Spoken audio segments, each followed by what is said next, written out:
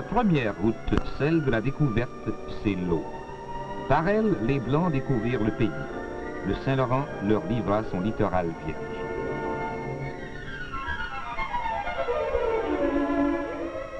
Des hommes audacieux, qu'on appelait voyageurs, partirent à l'aventure par la route intérieure des rivières et des lacs.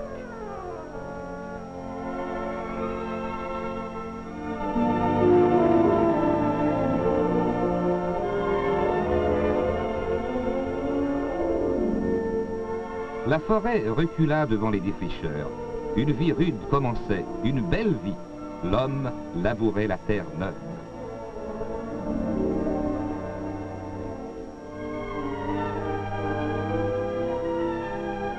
Quelques arpents plus loin, son voisin en faisait autant.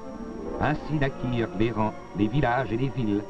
Et pour aller raconter cette bonne nouvelle, un premier chemin perça les bois, longea les champs.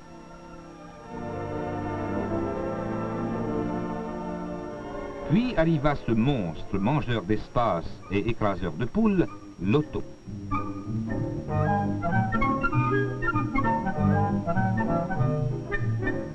On se familiarise bien vite avec ce bolide qui fait du 30 à l'heure quand le chemin n'est pas trop chaotique.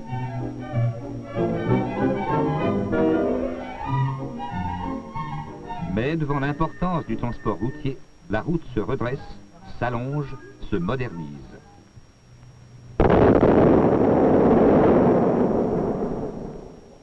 Pour construire une route moderne, s'unissent des hommes aux sciences diverses.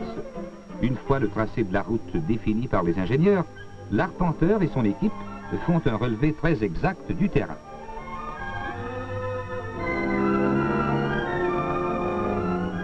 Des sondages effectués à intervalles réguliers par un autre groupe de spécialistes révèlent la nature du sol à des profondeurs variées. Les moustiques, paraît-il, font aussi des sondages. Tout le long du tracé, l'équipe prélève des échantillons du sol. Ils sont envoyés pour fin d'analyse au laboratoire du ministère provincial de la voirie.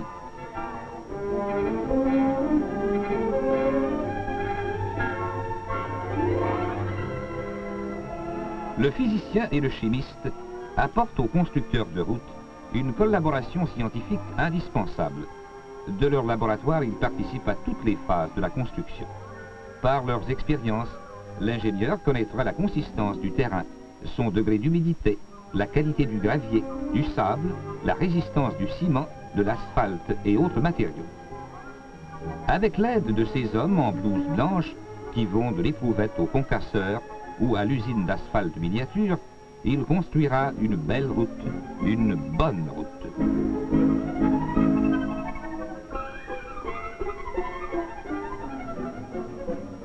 Le halètement des moteurs couvre les bruits familiers de la forêt. Après avoir percé une large trouée, les bulldozers puissants nivellent le terrain. La force de ces engins est imposante. Leurs lourdes lames d'acier poussent devant elles plusieurs tonnes de terre qui roulent comme vagues devant la poussée irrésistible. « 45 000 livres d'acier se cabrent au simple commandement d'une manette. Du doigté, de l'œil, du nerf et un physique à toute épreuve. Voilà le dompteur de ce mastodonte.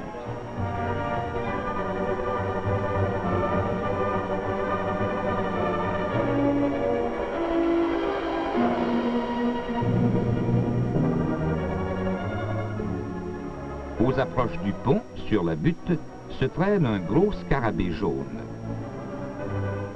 Voyez-moi ça. C'est tout en puissance et en souplesse, j'allais dire en muscle. Cette espèce de grosse benne, montée sur roue tout-terrain, est articulée de câbles et de leviers qui la rendent très maniable. La pelle, les tourneaux, n'est pas automotrice. Ses commandes sont reliées au tracteur qui la remorque. Si la charge est trop lourde, un autre tracteur la pousse. Ses flancs creux portent d'un seul coup la charge de 4 camions, soit près de 25 tonnes. Dans une journée, la pelle des tourneaux fera la besogne de 500 chevaux de trait.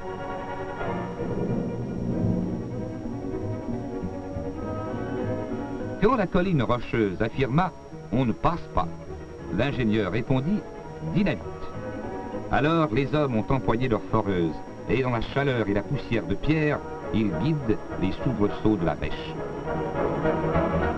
La charge de chaque trou est soigneusement déterminée suivant la dureté du roc, l'inclinaison des veines et la direction de l'explosion. Dynamiter est un art où l'expérience s'entoure des plus grandes précautions. Sur le chantier désert, 2 hommes glissent dans les trous les derniers bâtons de dynamite.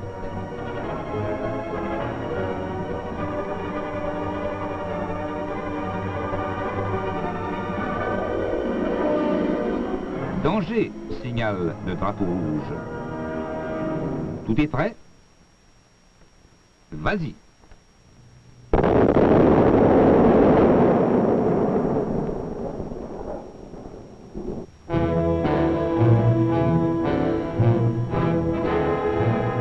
Cette explosion spectaculaire, cette voltige des quartiers de roc, signifie pour l'automobiliste une courbe de moins.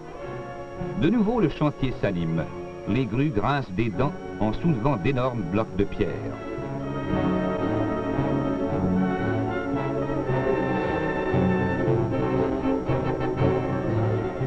Servis par une machinerie moderne et adéquate, les constructeurs de routes savent vaincre les obstacles.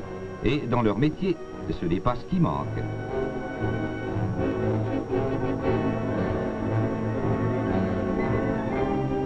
En certains points, le tracé de la nouvelle route passera à l'endroit même de l'ancienne. Celle-ci devra alors être améliorée par des travaux d'élargissement et de redressement.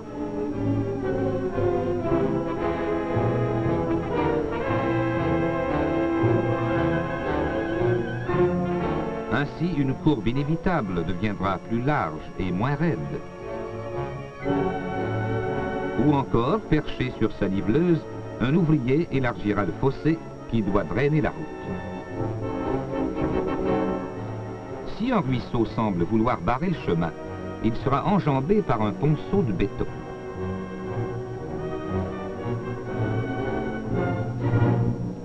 Le ponceau terminé est recouvert. Peut-être un jour, lui passerez-vous sur le dos.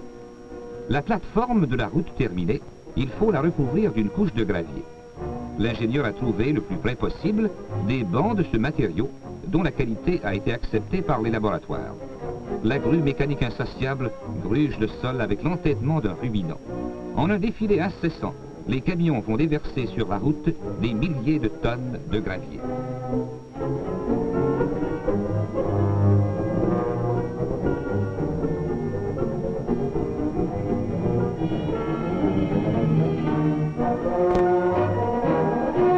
Le gravier est étendu par les niveleuses qui profilent la route, lui donnent sa forme bombée définitive, assurant l'écoulement des eaux de pluie.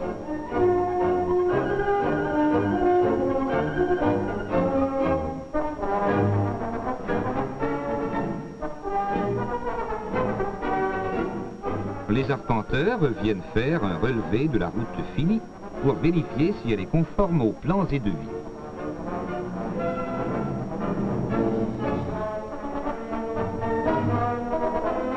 Le chemin, enfin terminé, est prêt à recevoir son revêtement d'asphalte. L'asphalte, c'est comme le velours de la route. Malgré leurs vastes proportions, les usines qui le fabriquent sont démontables et peuvent alimenter sur place les chantiers les plus éloignés. Le sable et la pierre concassée sont tamisés, mélangés dans des proportions exactement définies et asséchés dans un grand tambour chauffé au rouge. Ils sont ensuite mélangés à l'asphalte liquide, un sous-produit de la distillation des pétroles.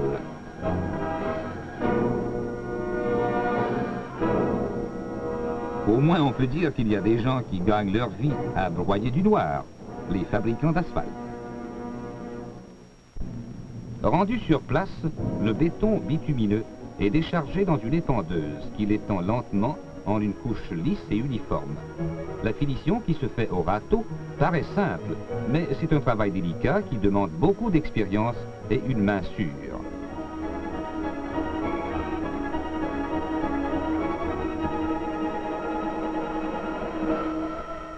Le rouleau compresseur comprime l'asphalte et lui donne enfin cet aspect uni que nous connaissons tous. Le revêtement se faisant par bande, un côté de la route reste ouvert à la circulation.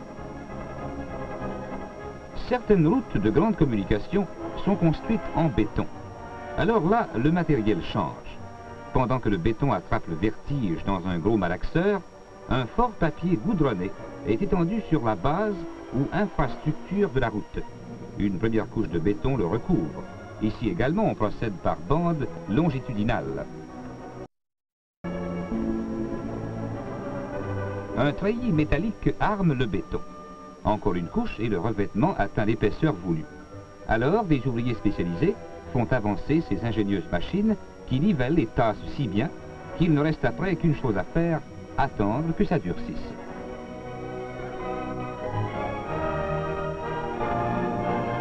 La route ne franchit pas les rivières ou les fleuves.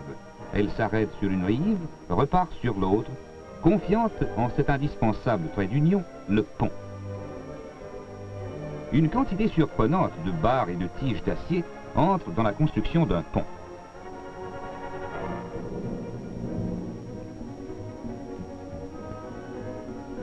Ces longues tiges superposées et entrecroisées forment une trame métallique qui constitue l'armature du pont et en augmente la résistance, lui permettant ainsi de supporter les charges les plus lourdes. Toute une armada de petites bennes sur roues vient remplir de béton le coffrage, moule de bois dans lequel le béton va prendre forme.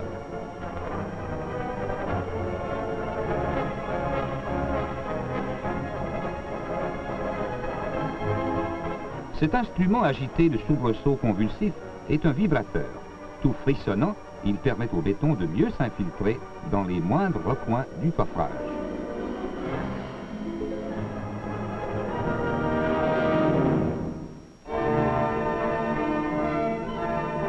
Le tablier, qui est la partie carrossable du pont, est bombé comme la route.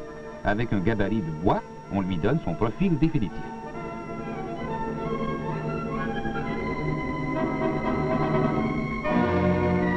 Les travaux sont presque terminés. Le nouveau pont émerge peu à peu de son cocon de bois. La construction et l'entretien des ponts ne relèvent pas du ministère provincial de la voirie, mais de celui des travaux publics. Un beau pont, c'est une poignée de main qu'une rive donne à l'autre. C'est une utilité publique de grande valeur pour un peuple qui voit grand.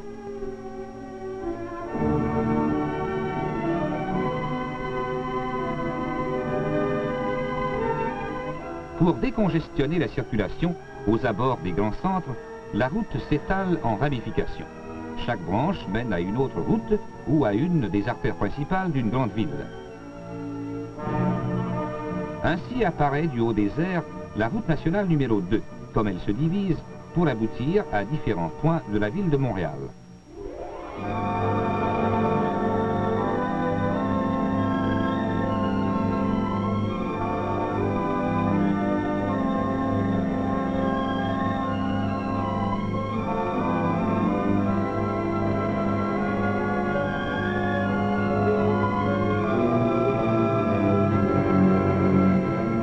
Montréal, métropole canadienne et 5e ville du continent américain, est située au cœur même de la province du Québec. Une vingtaine de routes importantes s'éloignent en rayon de la grande cité et la relient à toutes les régions. Le réseau routier provincial, comprenant routes de grande communication, routes secondaires améliorées et chemins de terre, atteint une longueur d'environ 45 000 milles pour desservir une population de 4 millions d'habitants dispersés dans la plus vaste province canadienne.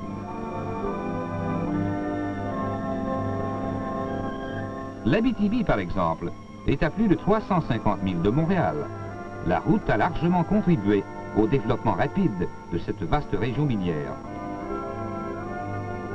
Songez que des villes comme Rouyn-Noranda et que les premières exploitations minières n'ont pas 50 ans. Après s'être promené d'un puits de mine à l'autre, la route s'en va rejoindre l'Abitibi agricole. La terre rapporte bien. Peu à peu, le colon infatigable devient cultivateur. Le prix de sa vaillance est dans la promesse de la récolte. l'œuvre si nécessaire de la colonisation fonde sans cesse de nouvelles paroisses de défricheurs. Une grande région agricole se développe, dont la ville d'Amos est le centre.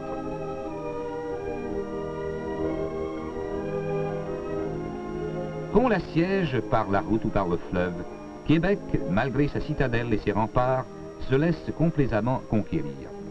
Annoncée de loin par cette silhouette familière, la vieille capitale commande le plus beau point de vue du fleuve. Le château Frontenac s'impose au Cap Diamant et à la ville historique, dont le rayonnement a depuis longtemps franchi les vieux murs.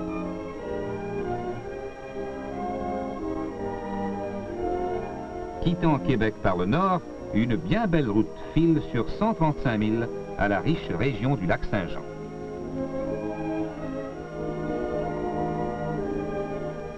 Deux arrêts sont nécessaires pour montrer patte blanche à l'entrée et à la sortie du parc provincial des Laurentides que le boulevard Talbot traverse dans toute sa longueur. Pour un pêcheur enragé, cette route est sans doute la plus belle du monde. Elle le transplante rapidement en pleine nature, dans un immense territoire de pêche où 5000 lacs et rivières lui permettent de renouveler chaque année son répertoire de « Je te mens pas, celle que j'ai manquée, elle était grosse comme ça ».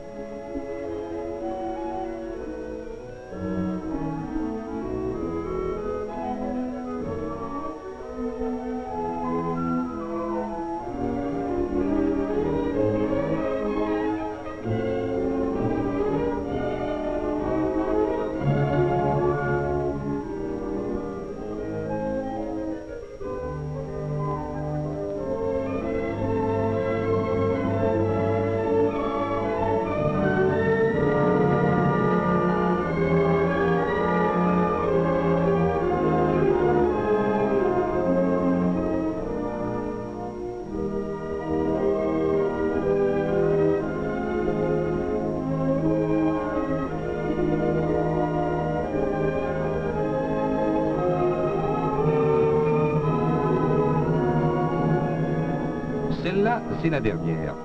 Suivant la loi en vrai sportif, le bon pêcheur prend sa large part, laissant grossir ses prises futures et celles des autres.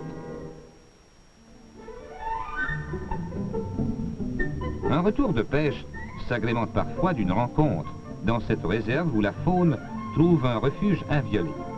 Surprise en plein milieu d'un petit lac, la femelle orignale met aussitôt le cap sur la rive et force l'allure. Au rythme accéléré des avirons, le canot rejoint la ligne. Pourtant, jamais un coup de feu n'est tiré dans le parc. Le seul sport permis est la pêche à la mouche. Avec ça, personne n'a encore attrapé d'orignon.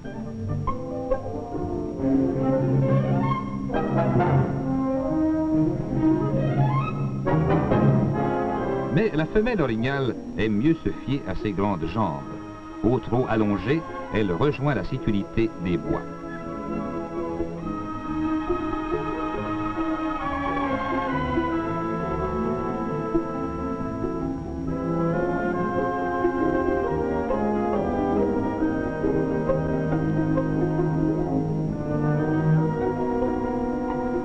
Le boulevard Talbot passe à l'étape, la seule hôtellerie du parc qui soit ouverte toute l'année.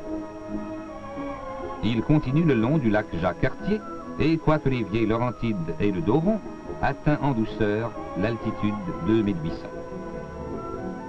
Bon, ça y est, encore un accident.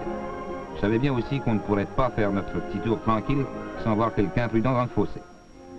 Mais non, c'est un orignal qui sort tranquillement de son bain à proximité de la route.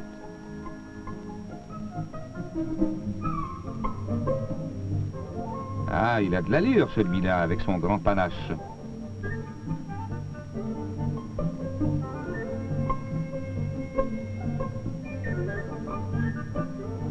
Ce n'est pas qu'il soit tellement élancé, ni que sa démarche soit tellement gracieuse, mais il est le roi de la forêt canadienne.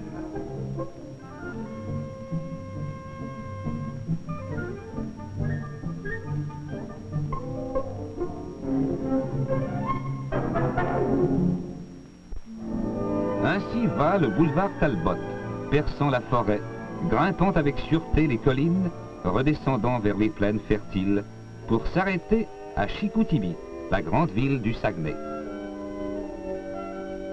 Une autre route se ferait dans le roc un passage à la dynamite et passe sur le premier pont d'aluminium au monde construit à Arvida, près des usines productrices d'aluminium.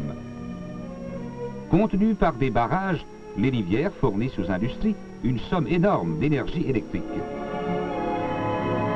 Elles amènent aux scieries le bois, une des principales richesses de la région du lac Saint-Jean.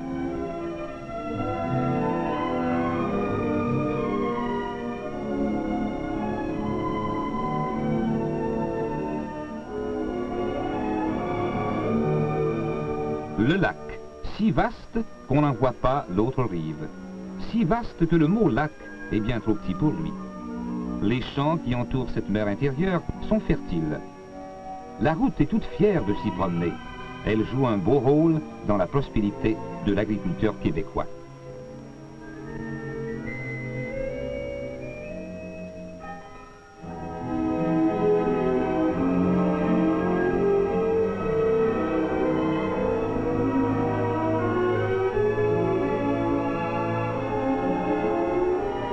Ainsi sont reliées par un réseau routier les régions du Québec, du Saguenay et du lac Saint-Jean.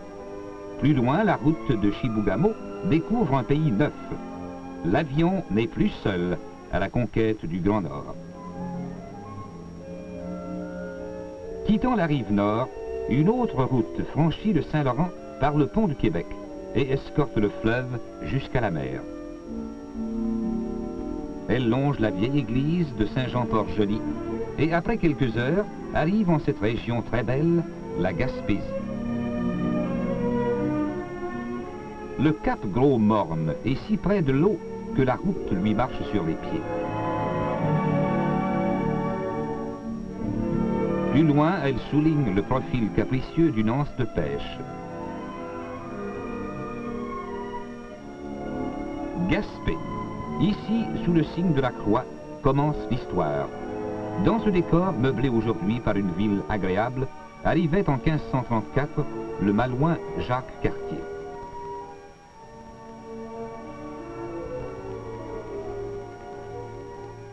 Une courbe dévoile soudain ce grand attrait touristique de la Gaspésie, le rocher percé.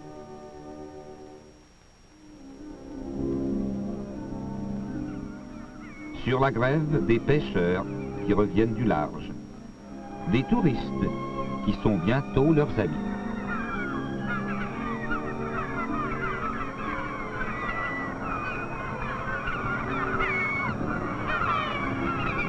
Pratiquant l'un des plus vieux métiers du monde, les pêcheurs à percer semblent des personnages de tableaux évoluant sur un fond de toile unique.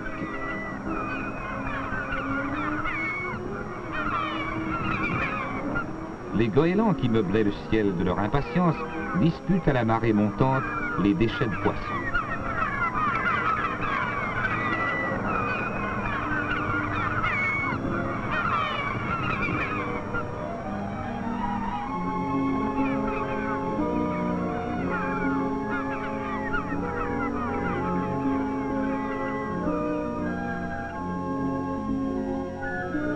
Du haut du pic de l'Aurore, voilà le rocher fameux, le village qui s'endort avant la montagne, et l'île Bonaventure, refuge des oiseaux sans nombre.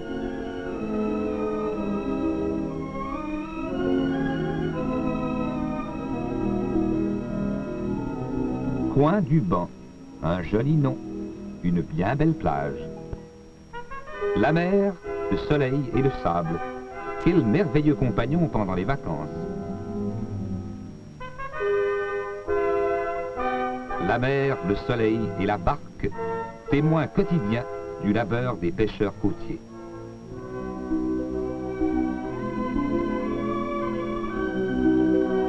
La route de ceinture de la Gaspésie se prolonge au fond de la baie des Chaleurs et, terminant la boucle, rejoint le fleuve Saint-Laurent par la vallée de la Matapédia.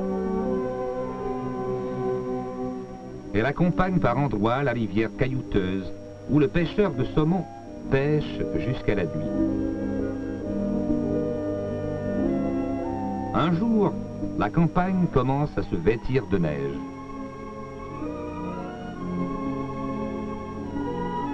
L'hiver québécois est long et la neige abondante. La gratte à cheval est bien utile pour relier la ferme au grand chemin. Quand les clôtures des champs sont ensevelies, l'autoneige ne connaît plus de frontières. Mais pour maintenir ouvertes les routes de grande communication, un outillage efficace est mobilisé. La neige met sans façon des œillères blanches aux automobilistes et, sans pitié pour le garagiste, tient l'essence au frais.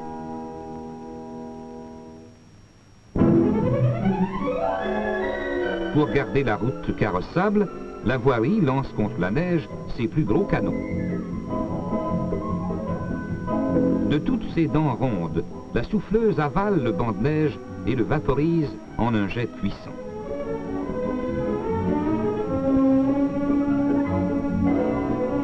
Quand la tempête a décidément tout bouché, tout bloqué, souffleuse, gratte et chasse-neige s'unissent, gigantesque instrument d'orchestre, attaquant tous ensemble une ouverture.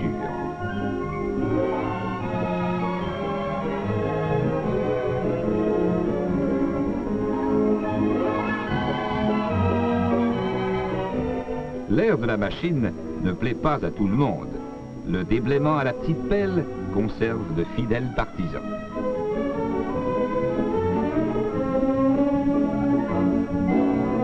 Chaque hiver, la voirie provinciale entretient quelques 23 000 milles de chemin, soit toutes les routes de grande communication et la presque totalité des routes secondaires améliorées. La route la plus agréable est sans doute celle des vacances. De décembre à fin mars, elle emmène les skieurs au sport d'hiver. Près de Saint-Adèle, les figures de glace du carnaval évoquent des scènes d'antan.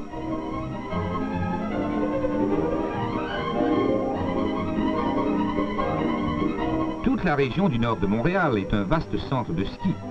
Jasper, en Québec, est une de ces nombreuses stations offrant aux skieurs de tout âge et de tout calibre des pentes variées, très faciles à monter. La descente est en somme une affaire personnelle.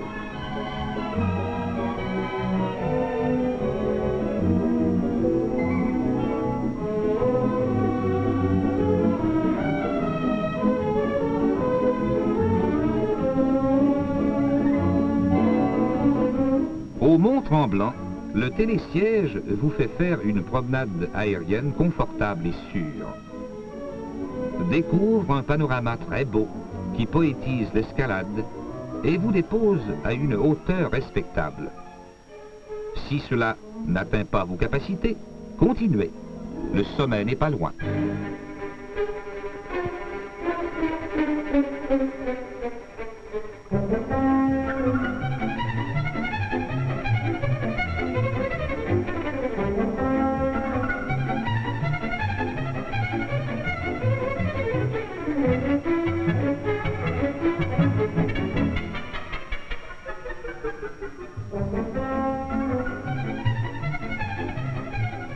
Une après l'autre passent les saisons, modifiant le visage de la belle province.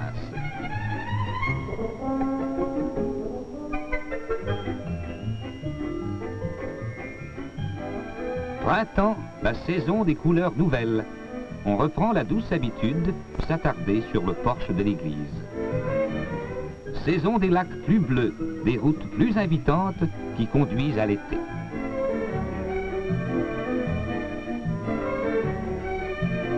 Route de prospérité, route large et solide, ralentie devant la fraîcheur d'une rivière. Route prudente surtout, trop souvent endeuillée de négligence stupide. Route pourtant si précieuse à tous, alliée de l'agriculteur et du citadin, actif indispensable à l'économie nationale. L'automne rougit l'érable et donne au paysage la richesse de ses coloris éphémères. Route d'automne si fraîche, bordée d'or et de pourpre, route des 4 saisons enfin, qui sillonnez la province. Votre rôle est grand et vous le jouez bien.